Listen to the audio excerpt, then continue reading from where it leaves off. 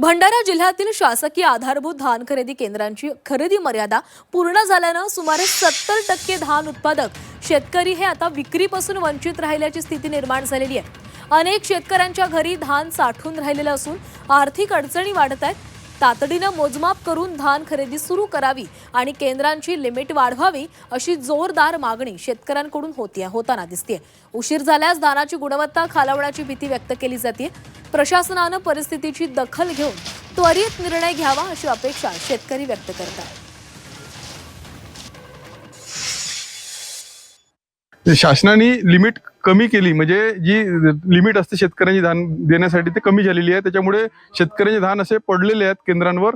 पूर्ण भंडारा जिल्ह्याची अशी परिस्थिती आहे। त्याच्यामुळे नाईलाजाने हे शेतकरी यांना कमी दराने, म्हणजे शासनाचे दर आहेत ते 2369 आणि कमी दराने म्हणजे खुल्या मार्केटमध्ये दलालांना 1800-1900 रुपयात धान विकावं लागत आहे। त्यामुळे एका शेतकऱ्यांना क्विंटल मागे 500 रुपयाचं नुकसान होत आहे।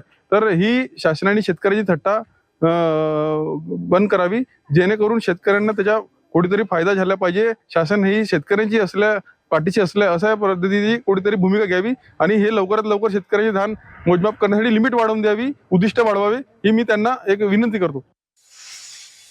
1.5 महिन्यापासून धान पडलेलं आहे केंद्रावर आणि त्याचा मोजमाप झालेला नाही, लिमिट नाही आहे। लिमिट नसल्यामुळे शासनाने लिमिट वाढवून द्यावं। शासन कुठंतरी चुकत आहे, वरून आम्हाला खाजगीमध्ये विकावं लागत आहे आणि खाजगीमध्ये विकल्यावर बाजारभाव मिळत नाही। 1800 रुपये 1850 रुपये आम्हाला विकावं लागतं।